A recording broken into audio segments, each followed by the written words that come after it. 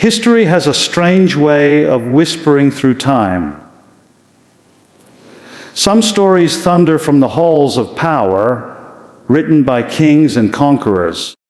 Others, the ones that truly move the human spirit, begin in silence, in the shadows, in the dark corners where no one is watching. Harriet Tubman's story begins there, in the soil of oppression, in the night of slavery, in a world that refused to see her humanity. And yet, out of that darkness, she rose to become one of the most fearless freedom fighters in human history. Born Araminta Ross in Dorchester County, Maryland, around 1822, Harriet came into a world where the word freedom was not a birthright, it was a forbidden dream. She was enslaved from birth, denied education, autonomy, and dignity. But what the system could never crush was her inner defiance. That quiet, unyielding belief that no human being is meant to live in chains. From an early age, Harriet experienced brutality in its rawest form. She was beaten, scarred, and nearly killed after a slave owner hurled a heavy weight that fractured her skull. That head injury would haunt her for life, bringing sudden spells of sleep and visions that she interpreted as divine messages. Some call it trauma, others call it prophecy, but for Harriet it was clarity, a sense of purpose that burned brighter than fear. And that purpose, freedom, not just for herself, but for her people. Every empire that has ever existed, from Rome to Britain, was built on power, control, and submission. But there are moments when individuals rise to challenge that order. Harriet Tubman was one such anomaly, an ordinary woman with extraordinary conviction. Her world told her she was nothing. History would prove otherwise. In the mid-1800s, America stood on the edge of a moral abyss. The economy of the South thrived on the exploitation of enslaved Africans. The North debated abolition, while the South clung to slavery as its lifeblood. It was a country divided by its conscience. And in the midst of this chaos, a young enslaved woman decided to do the unthinkable, to run. To escape meant death if caught. To remain meant a lifetime of bondage. And yet, in the dead of night, Harriet made her choice. Guided by nothing but the North Star and her faith, she began her journey toward freedom. It wasn't just a physical escape. It was spiritual rebellion. She crossed rivers, swamps, and forests, trusting strangers and risking betrayal.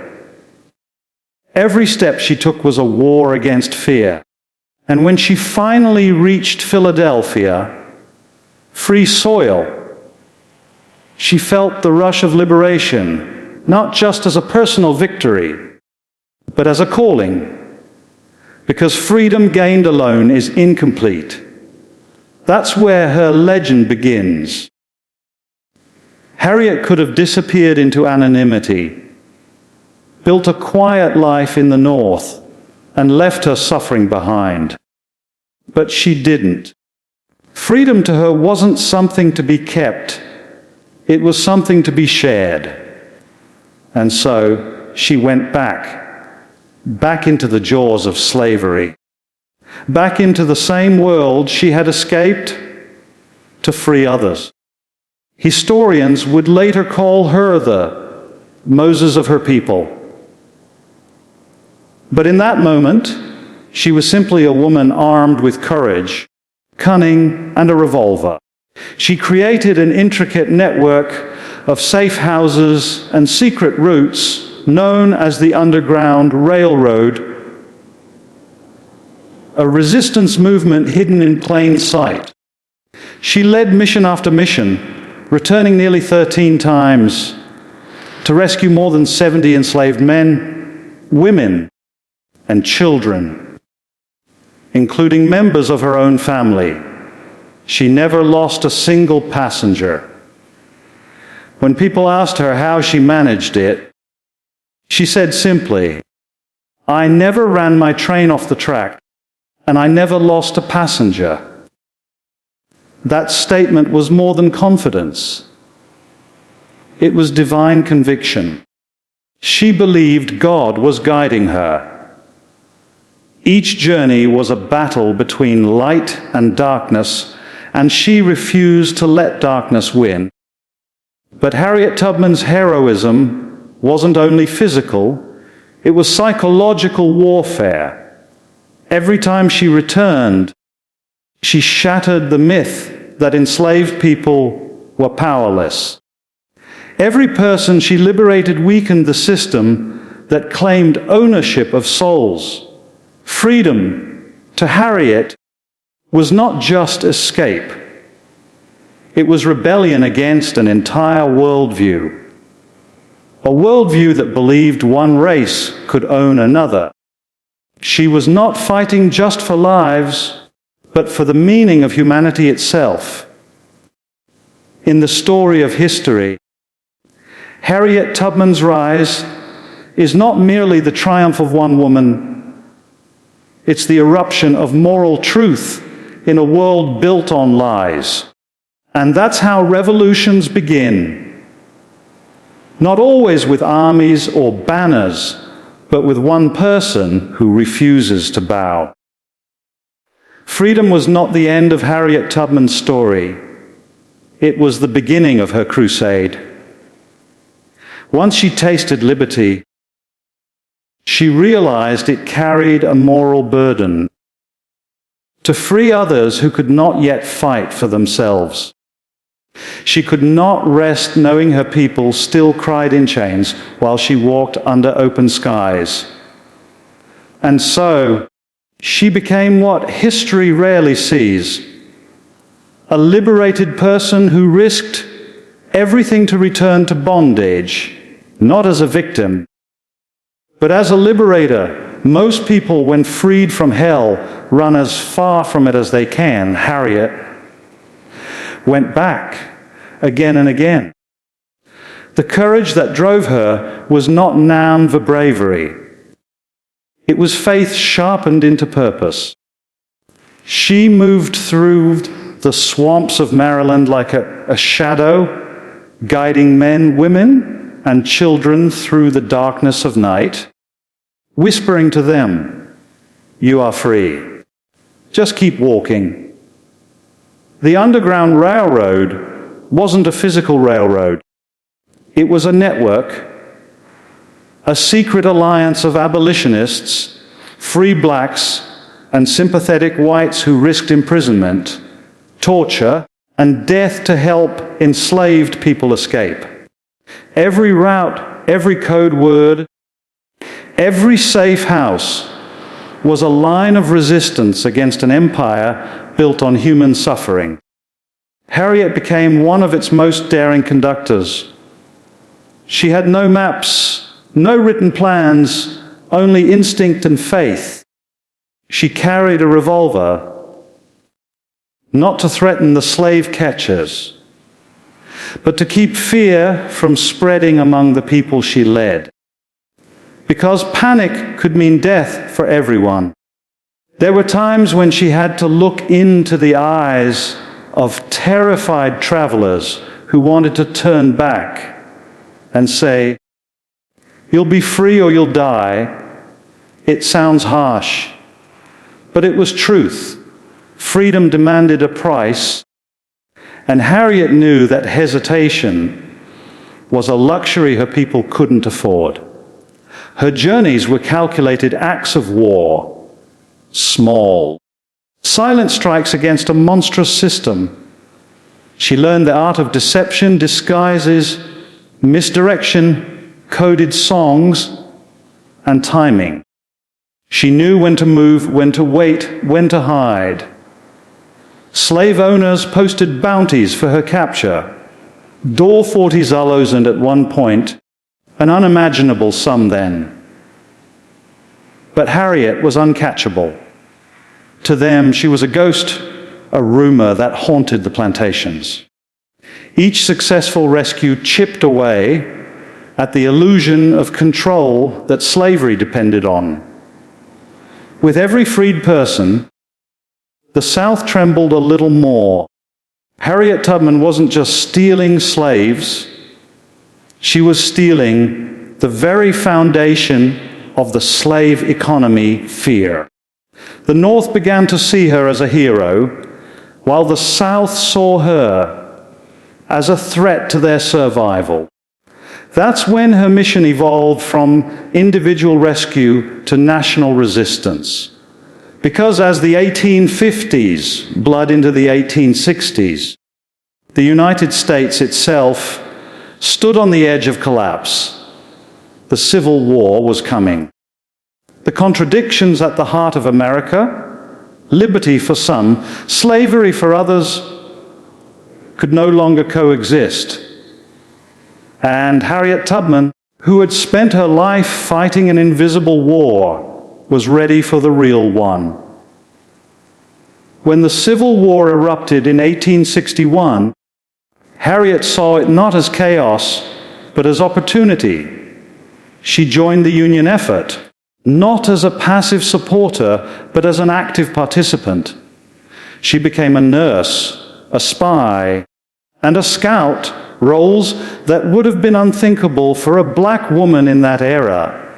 Yet, she defied every expectation. Her intimate knowledge of southern terrain and secret routes made her invaluable to Union commanders.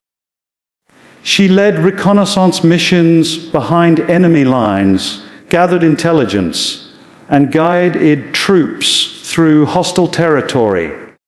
One of her most daring achievements came in 1863, during the Combahee River raid in South Carolina.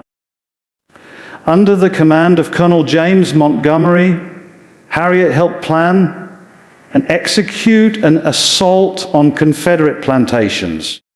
She guided Union gunboats up the river, through mine-laden waters, directly to enemy strongholds. When the attack began, chaos erupted.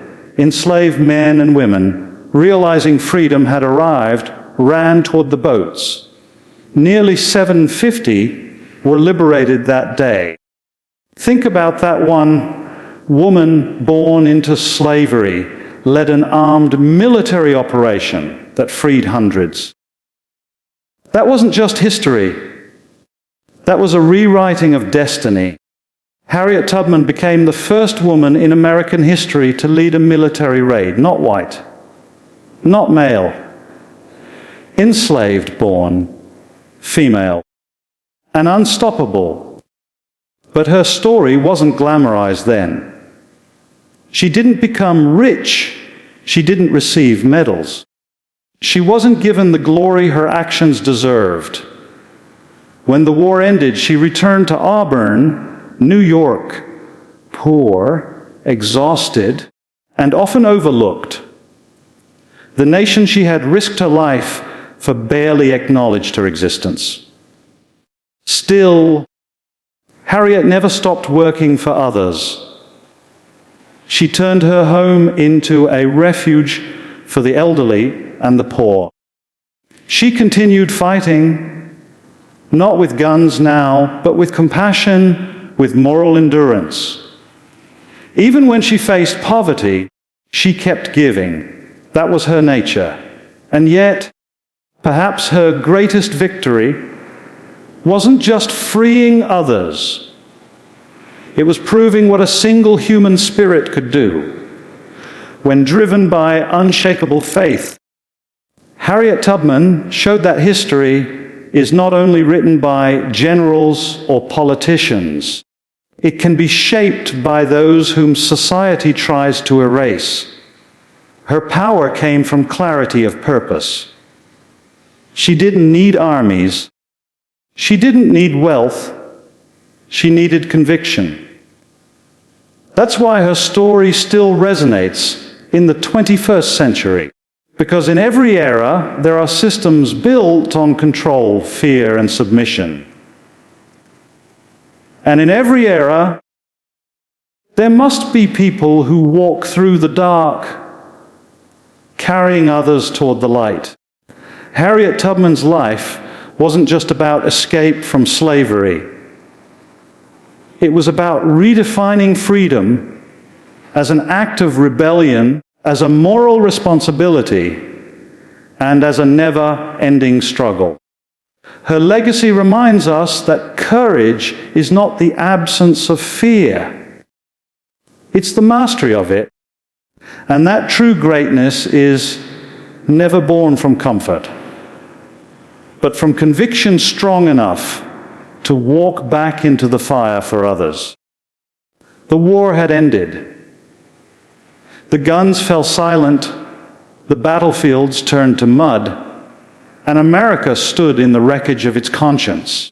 The Union had won, slavery was abolished, and freedom, at least on paper, was now law.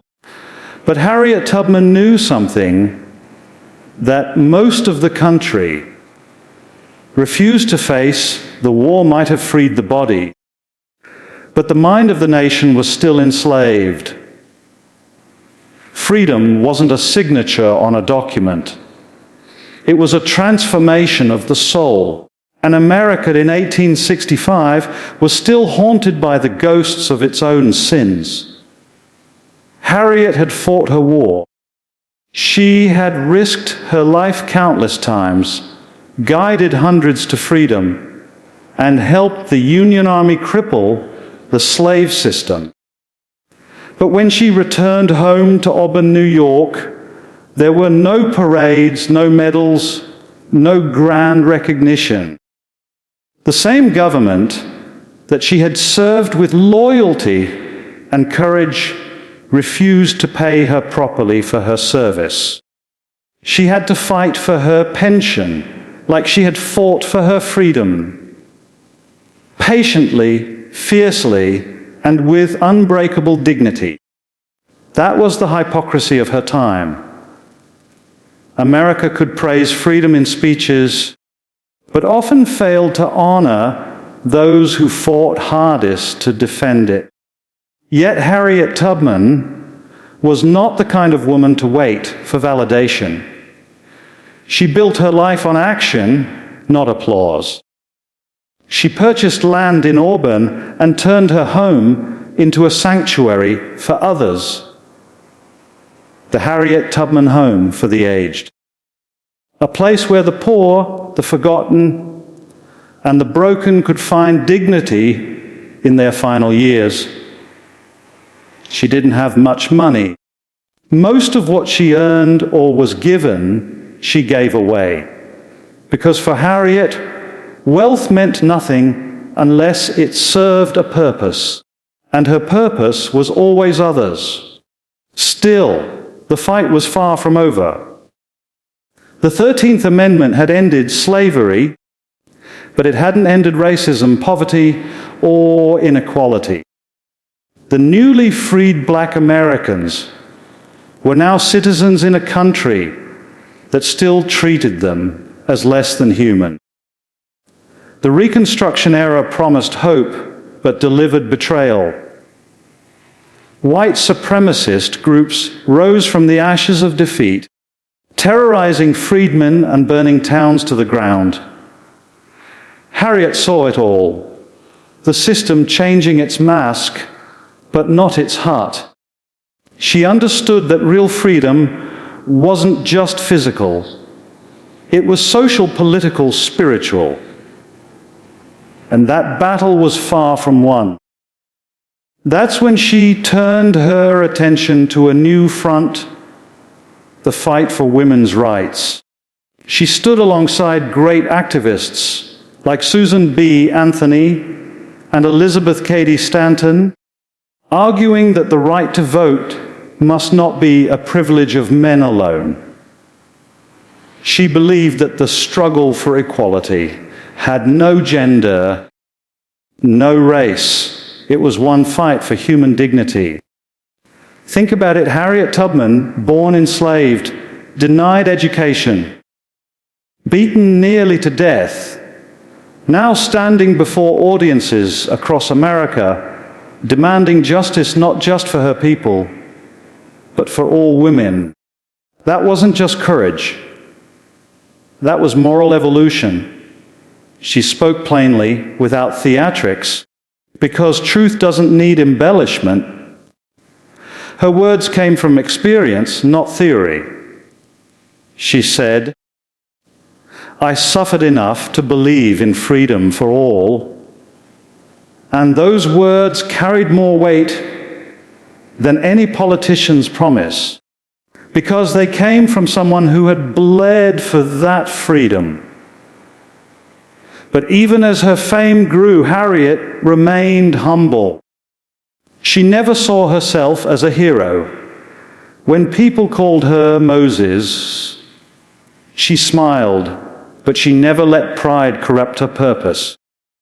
Her sense of mission was rooted in faith.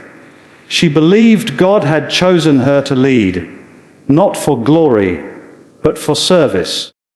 In her later years, she became a living symbol of resilience. Her small frame, weathered face, and piercing eyes told the story of a woman who had lived through hell and still carried light.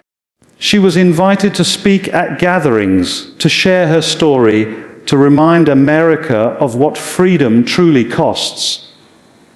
And yet, every time she spoke, she would return home quietly, content in simplicity. Harriet never sought power. She embodied it. The kind of power that comes not from control, but from conviction. The kind that terrifies tyrants and inspires generations. She lived to see the 20th century, a world that looks so different from the one she was born into, and yet still burdened by the same inequalities. When the suffragists finally celebrated the passage of the 19th Amendment, granting women the right to vote, Harriet was too old and frail to march.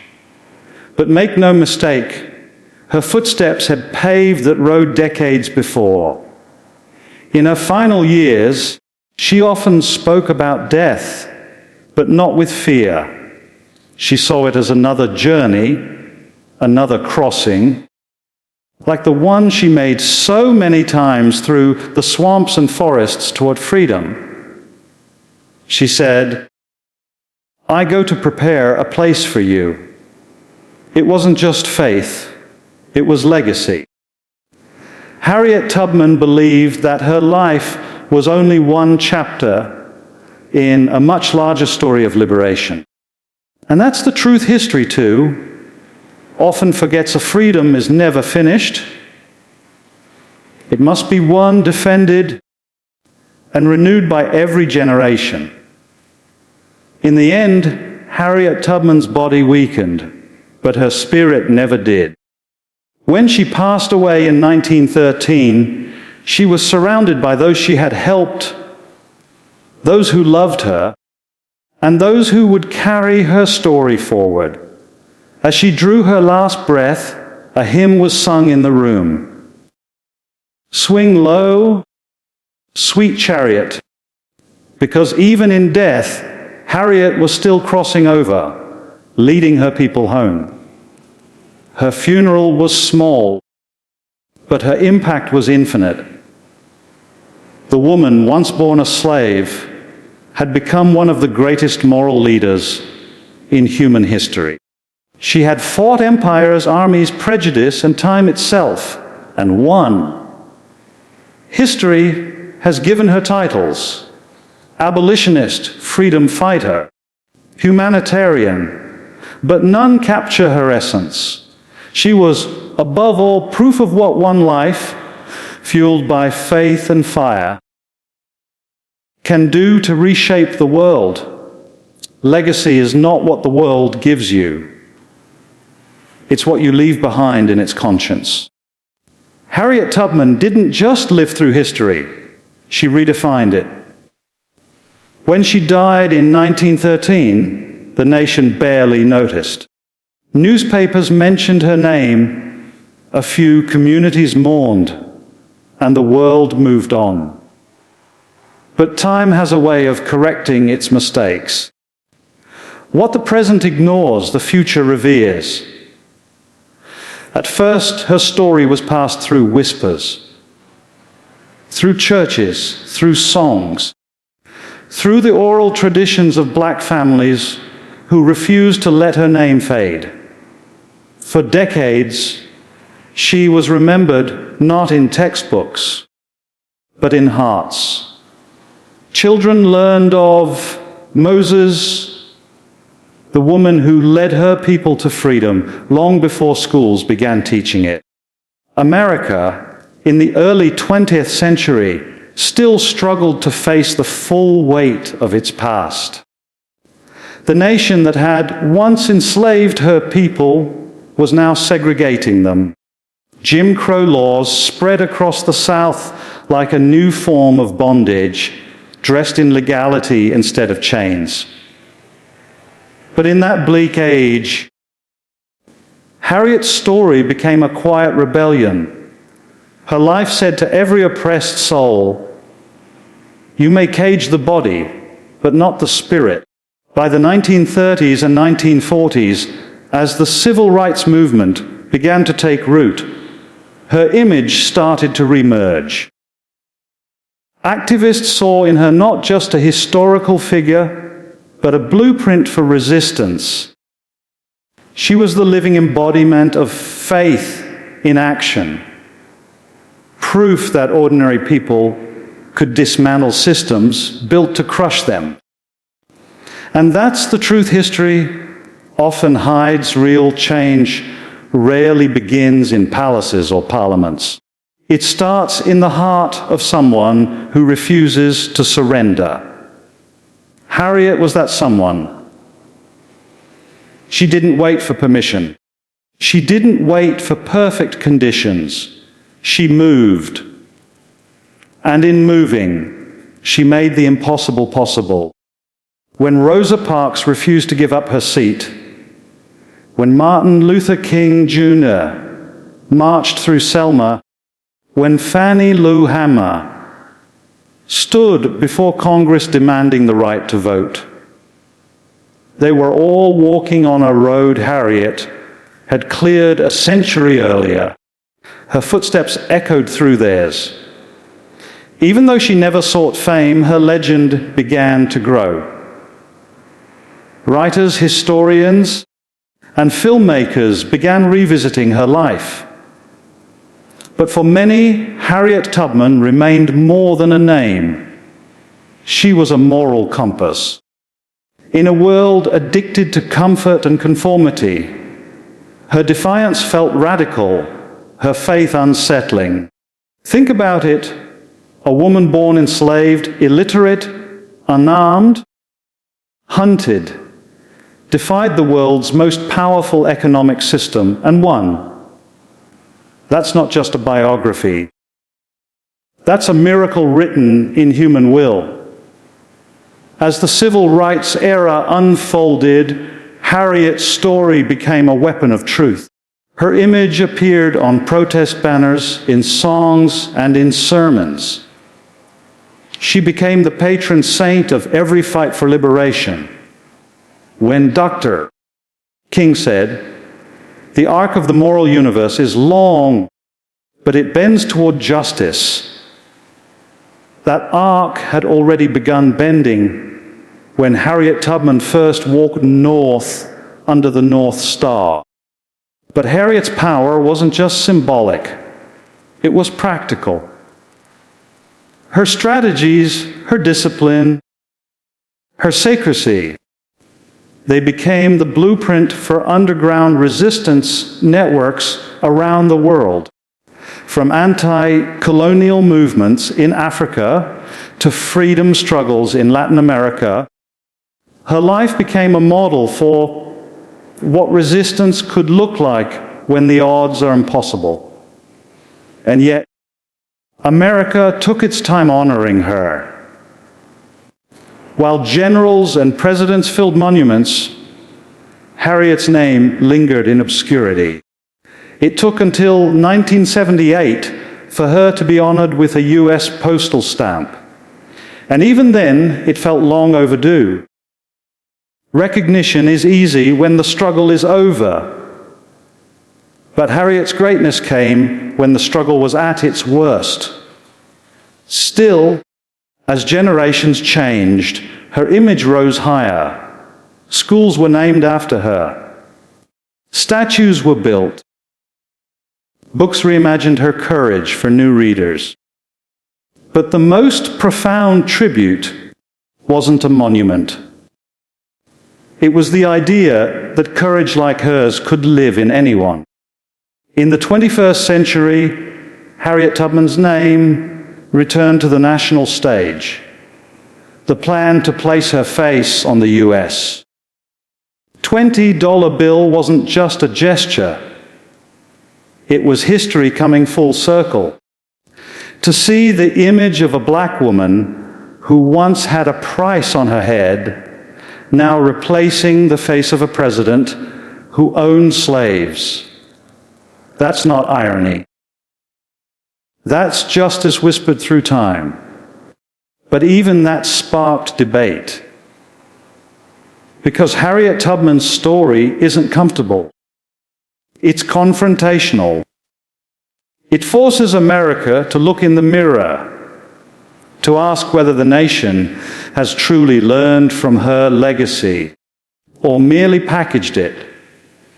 Every generation claims to honor her, but few dare to live like her. She risked everything. Comfort, safety, even her own life, for the sake of others. And that's the measure of true greatness, not how much you gain, but how much you're willing to lose for what's right. If Harriet lived today, she would not be satisfied with statues or currency. She would be marching with the unheard, fighting for those trapped in new forms of slavery, human trafficking, systemic racism, exploitation. Because the Underground Railroad never really ended. It simply changed its routes. And maybe that's the greatest truth her story gives us. That freedom is not a destination. It's a lifelong pursuit. Every generation must build its own underground railroad, not of tunnels and safe houses, but of courage, compassion, and conviction. Harriet Tubman taught humanity that bravery isn't born from strength. It's born from necessity, from the refusal to accept injustice as normal. Her life is a mirror reflecting what we could be if we stopped waiting for permission to do what's right. When you speak her name, speak it with weight. Because you are not just remembering a woman. You are invoking an idea that one human being, fueled by conviction, can bend history itself. Every generation searches for heroes. Not the kind draped in medals or written into law books, but the kind whose courage rewires human morality. Harriet Tubman became that kind of hero, not only for America, but for the world.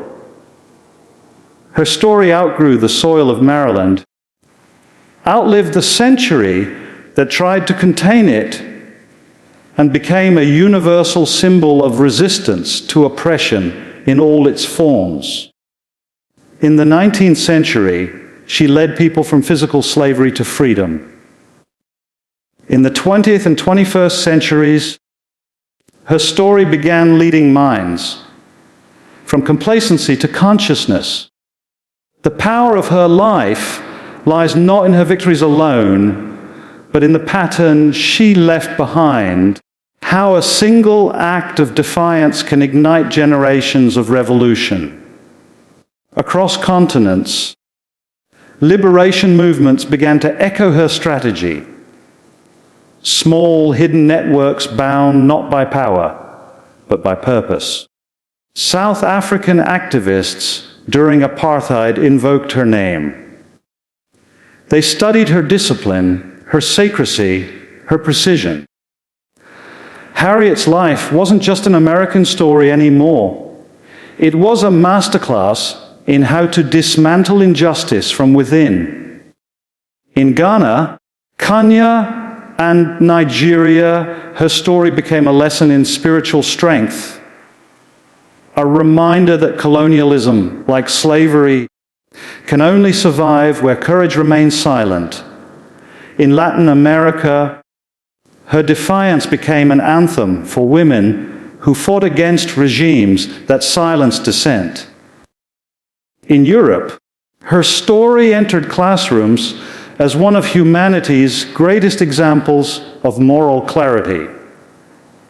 And in the United States, her imagery emerged during every civil rights wave, from the marches of the 1960s to the protests of the 2020s. You could see her face on signs, hear her name in chants, feel her presence in the collective demand for justice. It's as if she never stopped walking, her spirit moving through every person who refuses to kneel to injustice. That's what separates Harriet Tubman from most historical figures. She didn't just fight for her people, she fought for the idea of freedom itself. Her fight wasn't political, it was moral, spiritual, and eternal. And that's why she remains relevant. Because injustice doesn't die with time, it simply changes its language. Look at the world today, still divided by race, wealth, gender, and power, still building new systems of control, just more sophisticated than chains and whips. Harriet's story calls to us from across centuries, asking a brutal question. Have we really changed, or just disguised the same old tyranny? The Underground Railroad was built out of compassion and defiance, two forces that still terrify the powerful. And yet, both are exactly what the modern world needs most: the courage to resist and the heart to care. Harriet embodied both. She didn't have speeches or manifestos. Her actions were her message. She never asked permission to do what was right. She didn't wait for the world to become just. She made it more just, step by step, person by person. That's the problem with how we remember heroes today. We romanticize them, polish them, make them larger than life so that we can avoid following their example. But Harriet was real, flawed, human, uneducated, often in pain, often afraid, yet unstoppable. She reminds us that greatness doesn't require perfection. It requires persistence. Her faith was her engine. She believed she was guided by God, not the God of ceremony or scripture, but the God of liberation, the one who moves through the oppressed. And that belief made her fearless. She didn't see herself as small. She saw injustice as smaller than truth. Modern activists draw power from that same clarity. Every time someone stands against systemic racism, every time a journalist exposes corruption, every time a woman in a repressive society dares to speak, Harriet's spirit lives again. But her story isn't just for those who fight in the streets. It's for anyone trapped by fear, anyone who believes they are powerless. Because the first person Harriet freed wasn't someone else. It was herself. The moment she decided she was not a slave in her own mind, the chains had already started to break. Freedom always begins there, in the decision that you are worth more than what the world tells you. That's why Harriet's legacy is timeless. Because every human being, at some point, faces their own form of captivity, a job, a fear, a lie, a limitation, and every one of us must choose whether to stay or walk north. And walking north isn't just about geography.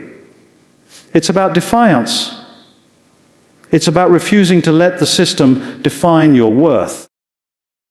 That's what Harriet Tubman teaches the world. That the journey toward freedom is both internal and collective. You can't liberate others until you liberate yourself.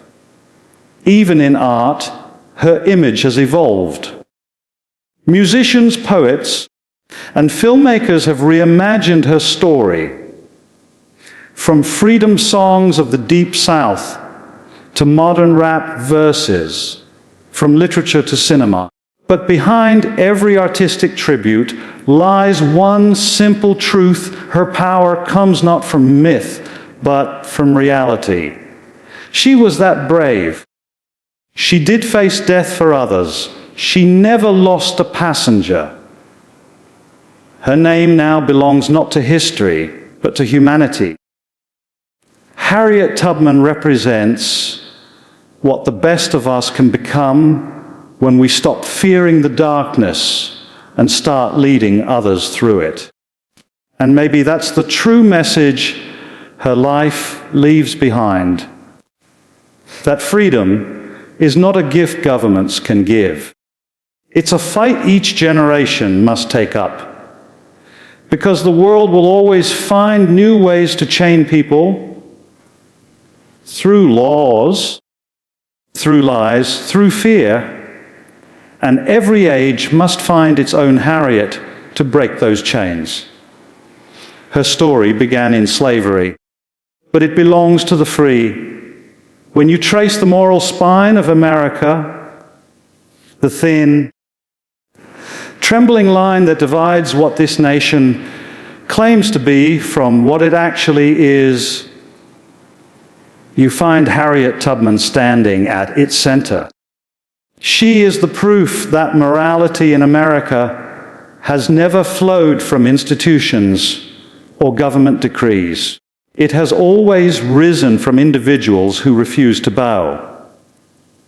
After her death, Harriet's name began to take root where laws and textbooks had failed, in the collective conscience of those who still believed this nation could become what it promised to be. Schools began to teach her story, not as myth, but as a mirror showing what courage looks like when the world around you has lost its soul. Generations of children heard about a woman who followed the North Star, who led her people to freedom without ever losing a single one. And for many of them, especially for those born into poverty, racism, or despair, she wasn't just history. She was a map, a reminder that no matter where you begin, greatness has no boundaries. By the mid-20th century, Harriet Tubman's story had become a moral benchmark in classrooms, sermons, and political speeches. But there was always a risk to make her too safe, too saintly, too easy to admire without being uncomfortable, and Harriet was never safe. She was radical. She broke laws. She defied systems. She believed that obedience to injustice was a sin. Politicians would later quote her as a symbol of unity. But the truth is, Harriet's life was not about unity. It was about confrontation, confronting lies, confronting fear, confronting power. She didn't seek peace with oppression. She sought its destruction. And that is why her story still burns with relevance in every era that prefers silence over truth. When America debates the meaning of freedom, Harriet Tubman's ghost hovers over the conversation. She reminds us that freedom is not comfort, it's cost. It demands sacrifice, courage, and moral clarity. It's not given by leaders, it's seized by the brave. The irony is that the woman who could not read or write ended up teaching the most powerful lesson of all literacy of the soul. She taught the world that true intelligence is not in knowledge, but in wisdom. The kind that knows when to walk away from chains, even when those chains are familiar. In modern politics, her story is often invoked during moments of crisis, when democracy trembles, when truth is under threat, when people must decide whether to comply or resist. Because Harriet Tubman represents the ultimate test of conscience. Will you walk north when the world tells you to stay?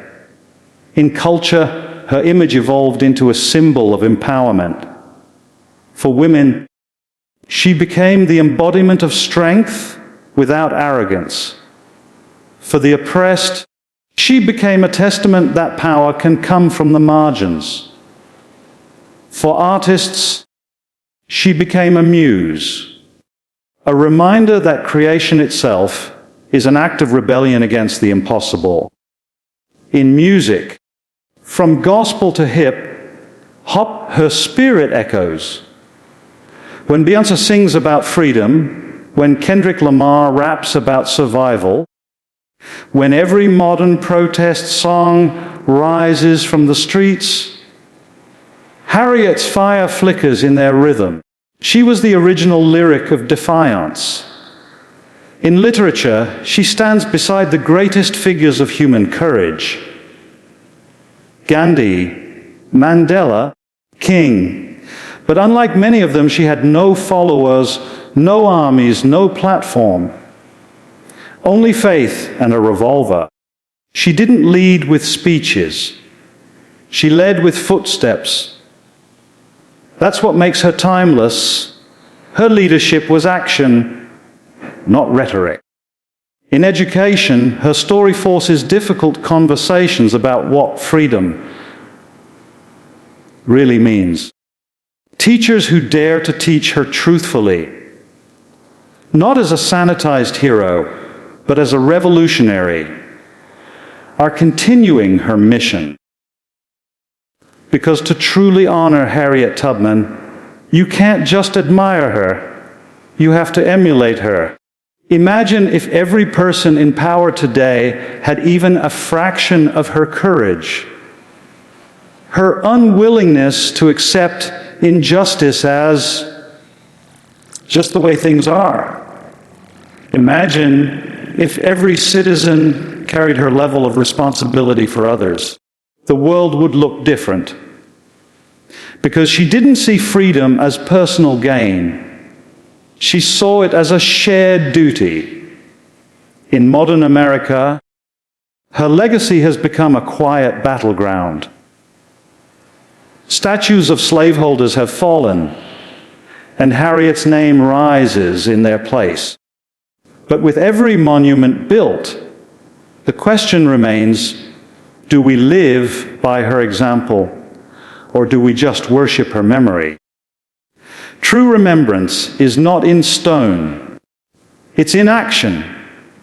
It's in the teacher who tells a child, you can rise above where you were born. It's in the activist who refuses to look away. It's in every act of conscience that costs something. That's the paradox of Harriet Tubman's influence.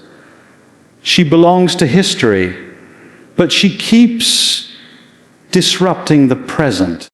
She refuses to stay in the past. Her footsteps are still moving. Through every protest, every voice that demands justice, every dream that refuses to die, her story does not end with her death. It ends when we stop walking. And maybe that's the lesson America still hasn't learned, that freedom cannot be inherited, only earned. That courage is not a moment, but a habit. And that the measure of a nation is not how loud it celebrates liberty, but how fiercely it protects it. Harriet Tubman didn't just help free people from slavery. She redefined what it means to be human, to rise, to resist, to redeem. Harriet Tubman's life is the kind of story that should be impossible. By every law of probability, by every rule of history, she should have been forgotten, just another slave, buried beneath the weight of America's sins. But the reason her name still rises century after century is because she refused to live small. When you look back, you see a woman who changed history not by accident, not by privilege, but by raw, relentless willpower. She had no armies, no title, no wealth. Yet she reshaped the moral foundation of a nation that claimed to be free while it held millions in chains. And here's the truth.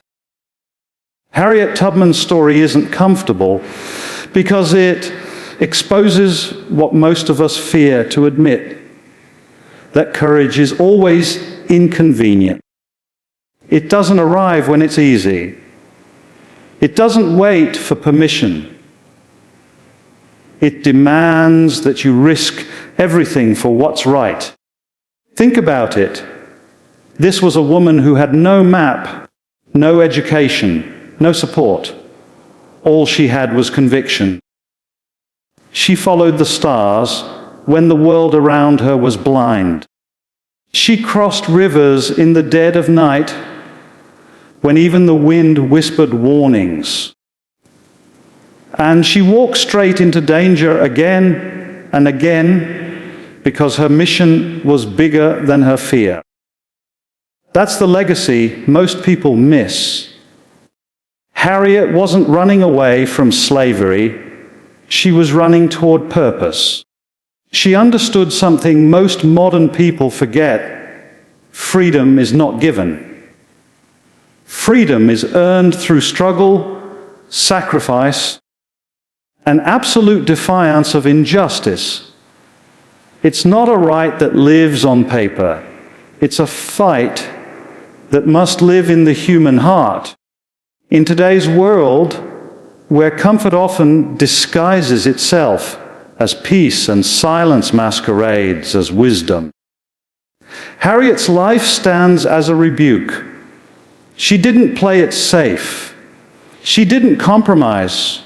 She moved when others prayed for timing. She acted when others waited for leadership. And that's why her name carries weight. Not because she was perfect, but because she was relentless. When you study her, you realize she didn't just lead people to freedom. She led humanity to self-awareness. She forced America to confront its hypocrisy. She forced faith to reconcile with action.